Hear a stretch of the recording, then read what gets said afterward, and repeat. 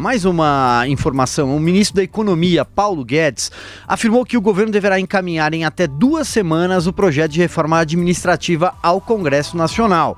O ministro participou ao lado do presidente da Câmara dos Deputados, Rodrigo Maia, de evento que discutiu a agenda econômica e as reformas de 2020, promovido pelo Centro de Liderança Pública. Rodrigo Maia, por sua vez, declarou estar otimista com relação à aprovação das reformas tributária e administrativa neste ano. No entanto, cobrou do governo mais agilidade para envio das medidas ao parlamento. Na avaliação do presidente da Câmara, a expectativa é que a tributária seja votada em abril e que o Palácio do Planalto apresente a administrativa já na próxima semana. Procede, Zé Maria Trindade? Você já rabiscou um pouquinho, já falou um pouquinho sobre isso no começo do nosso programa, mas repete para toda essa audiência rotativa do rádio e para quem nos assiste.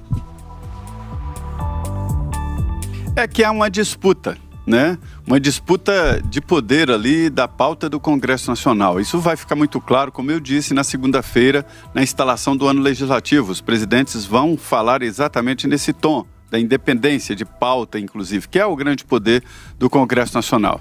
Olha, Silvio, o presidente Jair Bolsonaro já entregou ao Congresso Nacional 3 projetos de reforma administrativa que, na verdade, não foi o governo que apresentou oficialmente, porque a estratégia era que o assunto entrasse pelo Senado. Daí o presidente Bolsonaro não assinou e levou os projetos que foram assinados por senadores. Essa é a diferença, porque se o presidente manda, assina, aí vai pela Câmara.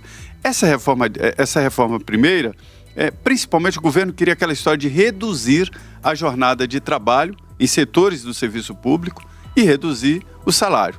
Recentemente o Supremo julgou esse assunto e considera que não pode reduzir salário de ninguém, nem mesmo reduzindo a jornada de trabalho. A ideia é legalizar esse assunto no serviço público, quando o serviço público não pode demitir, né? Se não há atividade para um determinado setor, qualquer mudança tecnológica, ou mudança administrativa, aí reduz-se a jornada de trabalho e o salário também. Esse é um ponto. A nova reforma administrativa que o governo vai apresentar, ela vai mais fundo, ela muda o conceito de Estado e de servidor público. Acaba com várias vantagens e penduricalhos que servidores públicos têm. E quando eu digo isso, Silvio, não são todos servidores, não. Alguns servidores públicos têm muito mais poder de pressão. E aí eles conseguiram, ao longo do tempo, uma condição muito melhor, um salário muito maior. Por exemplo, os fiscais da Previdência e os fiscais da Receita, eles têm um bônus quando a arrecadação aumenta. Isso vai para um fundo que é redistribuído.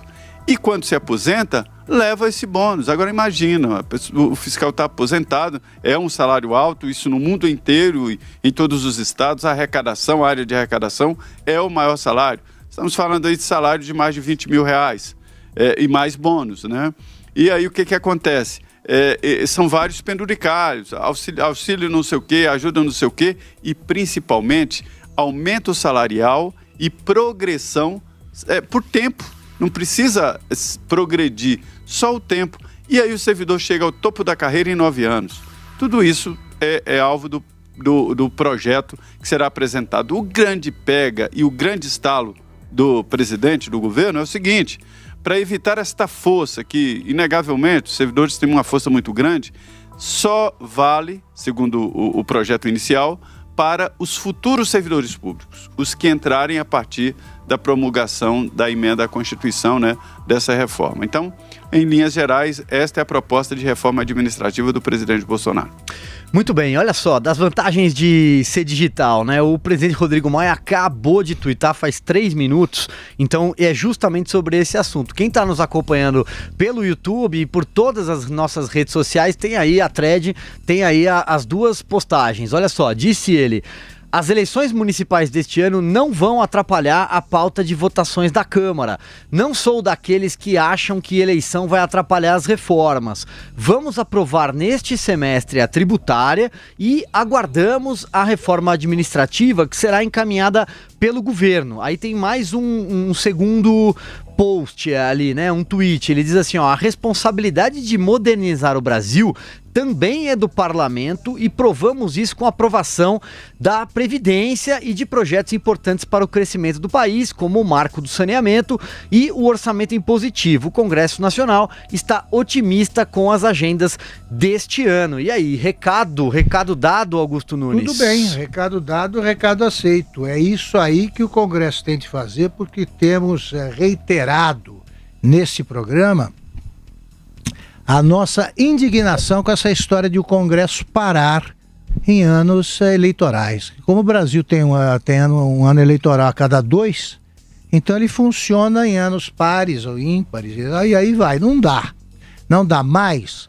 Nós também dissemos aqui mais de uma vez que o Brasil não pode fazer as reformas nesse ritmo lento, né? A reforma da Previdência consumiu um ano para ser aprovado. Se a gente aprovar uma reforma por ano, o Brasil tem necessidade de pelo menos 5, 6, nós atravessaremos aí metade dessa década aí, aprovando uma por vez. Não existe isso. Para encontrar tempo é só diminuir o número de feriadões que a Câmara e o Senado têm. É fácil. E trabalhar conforme o calendário gregoriano, como nós trabalhamos, segunda, terça, não são feriados. E nem dia de visitar base, porque não existe base nenhuma. Eles ficam com a família lá. Tudo bem, eles têm saudade da família, então não seja candidato a deputado nem a senador. E não para por aí, né, Augusto? O São João, né? As festas de São João duram, o Zé Maria sabe, duram 10 dias, né, Zé? Você quer fazer um complemento já em cima desse tweet, dos 2 tweets que eu li do presidente da Câmara? Eu acho que é isso mesmo. A função do presidente, Silvio, é dizer isso, fazer esse discurso e tentar animar. Mas a realidade, ela se impõe no Congresso Nacional e essas datas aí, eleição, o São João e tal, isso esvazia, sim, o Congresso Nacional e qualquer motivo ali já tira parte do Congresso Nacional e imobiliza. O Congresso só é forte quando está inteiro. Olha, Silvio, eu costumo fazer uma defesa aí do São João, é porque no Nordeste do país, o São João eu me atrevo a dizer, é mais importante do que o Natal. É no São João que o nordestino compra uma roupa nova, que vai para uma festa, e é onde os políticos aproveitam para tentar ir até os eleitores e tal. Então, o São João no Nordeste é uma festa importante. Quem já foi em Campina Grande e Caruaru tem uma ideia básica do que acontece em todos os municípios do Nordeste. Então, São João esvazia-se o Congresso Nacional. Eleição também esvazia muito o Congresso Nacional.